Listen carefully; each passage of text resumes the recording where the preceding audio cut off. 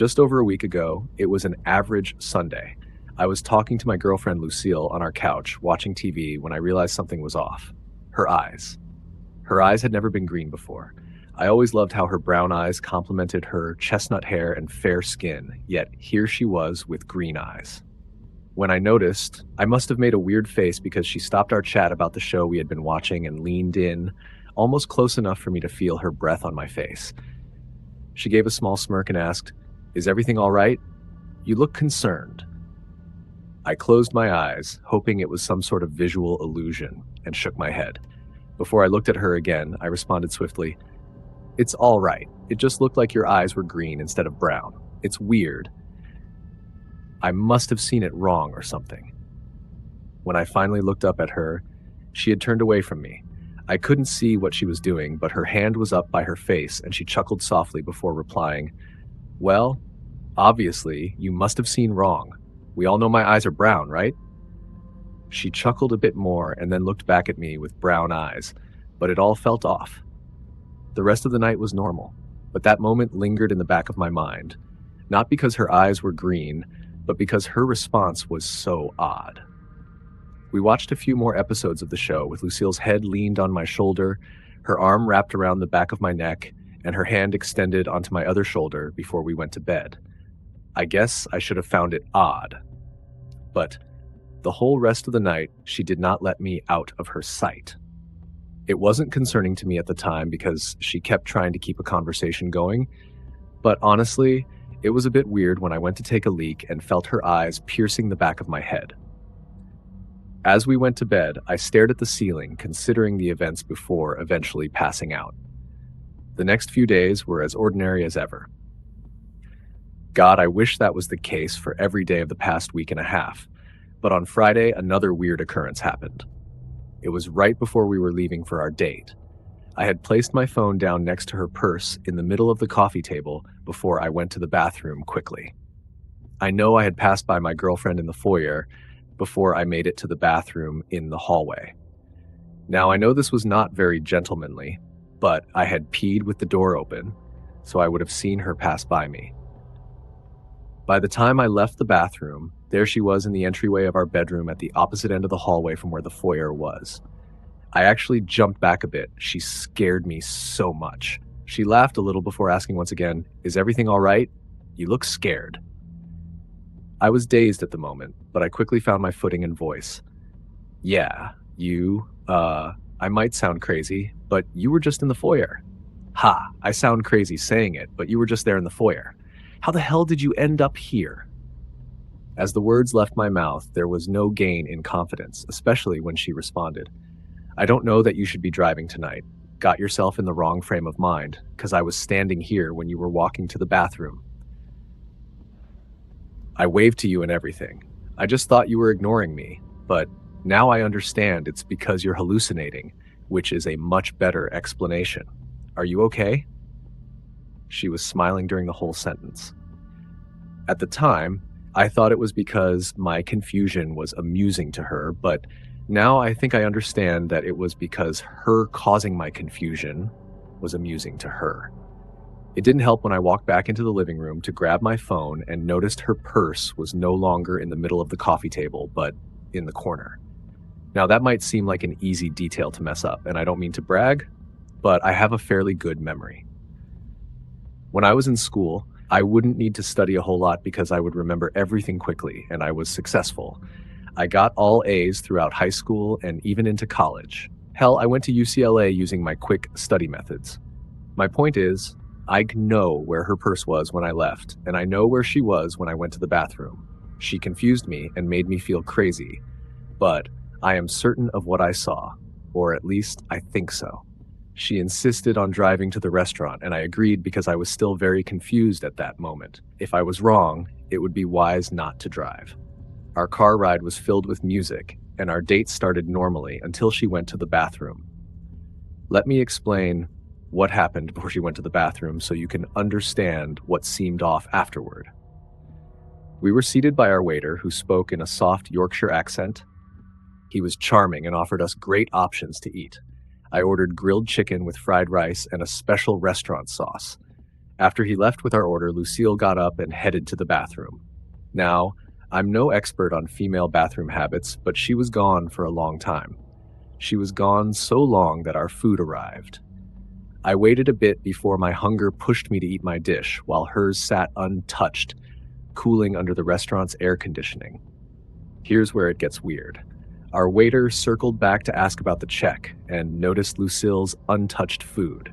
Frowning, he asked in his soft, brummy accent, "Did she leave suddenly? I'm sorry.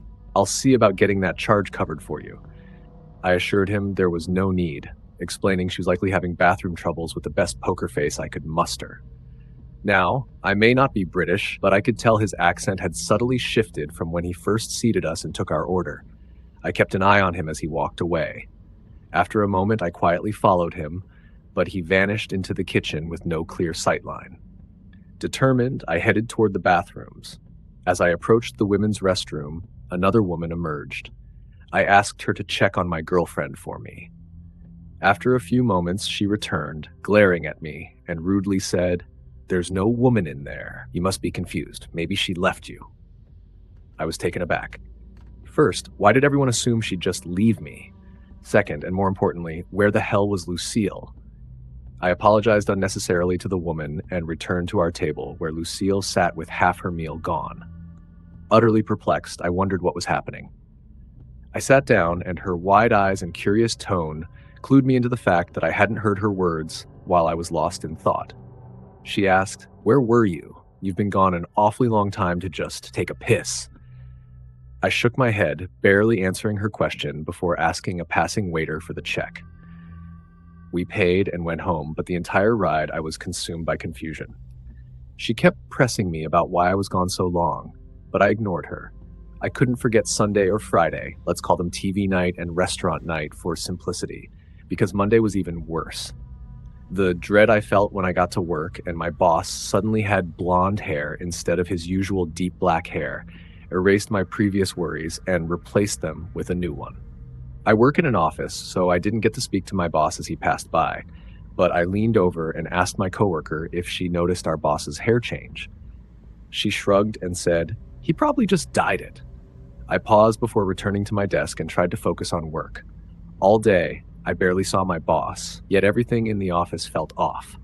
The news I heard when I got home didn't help either.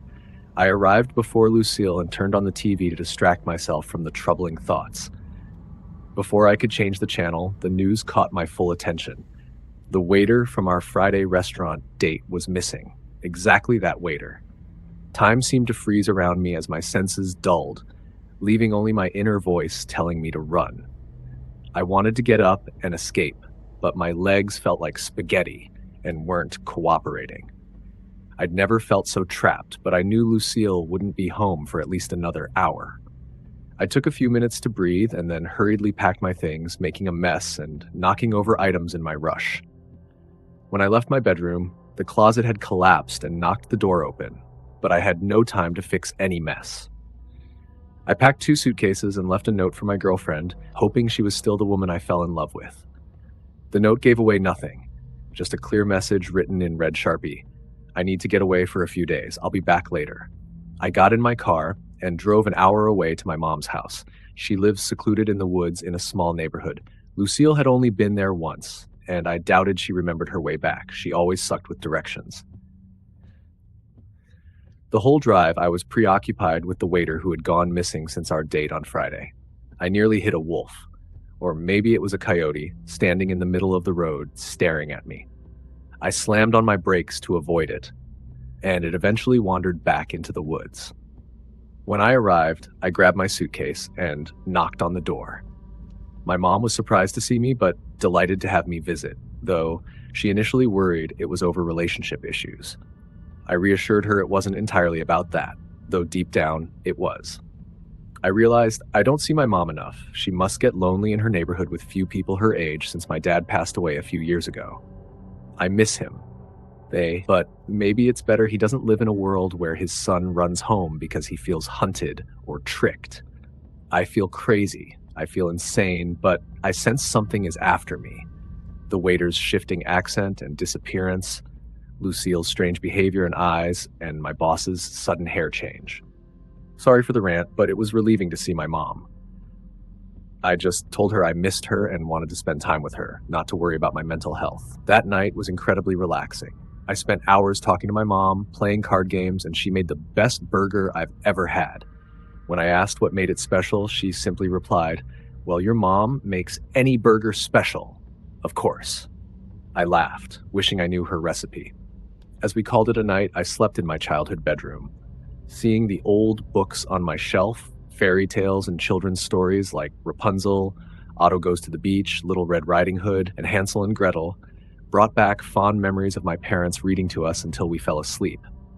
I never got rid of those worn-out books. They meant too much. My parents were devoted to being parents, making my childhood bright. It took a while to fall asleep, but it was some of the best rest I'd had in a week. The next morning I slept in, noticing how late it was when I woke. I hurried out of my room and was immediately drawn to the kitchen by the aroma of breakfast: savory eggs, delicious bacon, inviting blueberry waffles, and maple syrup. I froze as the scent hit me. My mom was allergic to syrup. When I was 8, our family went to a diner and she had an allergic reaction to syrup in the waffle batter. It was a terrifying experience that landed her in the ER. I vividly remembered the panic, rushing to administer the EpiPen as she struggled to breathe. I stood there stunned as my mom turned the corner and greeted me. "Hey, I saw you were sleeping, so I decided to whip up something special. Eggs, bacon, and I even made blueberry waffles."